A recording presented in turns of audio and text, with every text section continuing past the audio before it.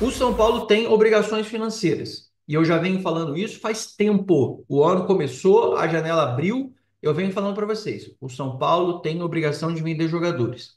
Inclusive, antes da lesão do Caleri, eu enfocava muito na demanda, ou melhor, na procura pelo André Silva, que é um jogador que já estava valorizado pelo final do ano de 2024, que é um jogador valorizado por ter uma bagagem europeia, jogou no Vitória de Guimarães, já tinha mapeamento de clubes europeus em cima dele, e ele é um jogador de perfil europeu, ou seja, um jogador forte, mobilidade, que sabe conviver com a diferença cultural de frio, de mudança de ambiente, a família já viveu isso e os europeus valorizam isso muito. Uma coisa é você trazer agora, por exemplo, o William Gomes foi para o Porto, 18 anos, já está aí passando por um processo disciplinar e até onde eu vi a última informação de um veículo português, vai tomar multa, vai sofrer um cabresto do próprio clube, vai sofrer um controle maior do próprio clube, e se tiver uma reincidência,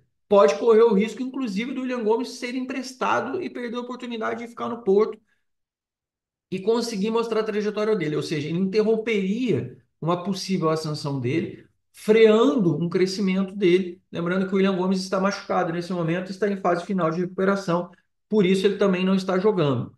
O William Gomes que ainda também não conseguiu deslanchar, e é natural, é uma diferença de adaptação, ele só tem 18 anos, tem uma mudança grande, mas ele precisa botar a cabeça no lugar e seguir em linha reta, tá?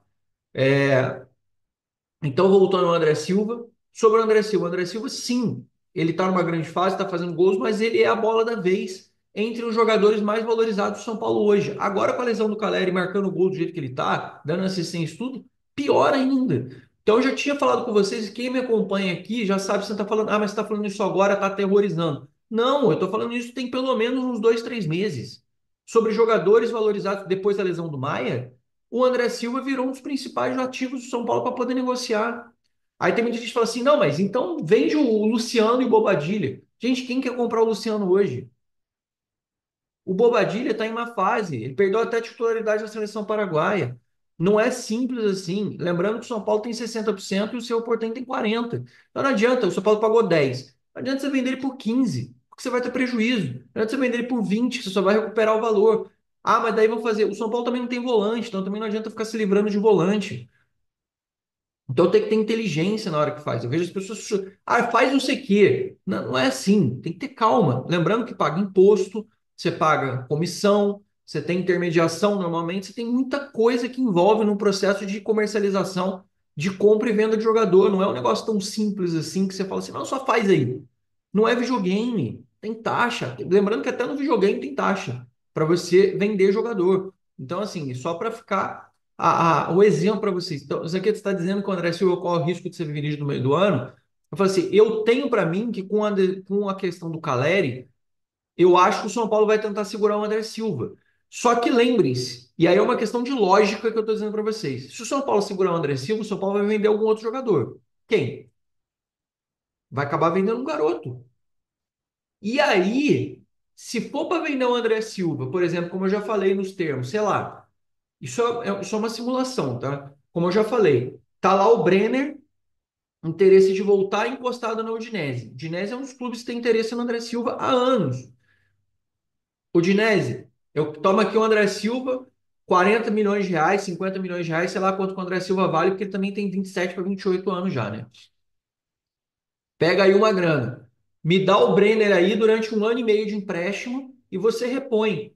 Ah, mas eu acho o André Silva melhor do que o Brenner, não sei o quê. Mas não adianta o que a gente acha. Não adianta o que a gente quer, adianta a situação realista e financeira que o São Paulo está vivendo.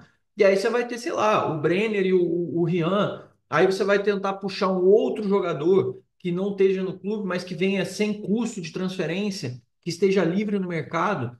E como, por exemplo, já lembramos aqui e falamos do Caio Vinícius.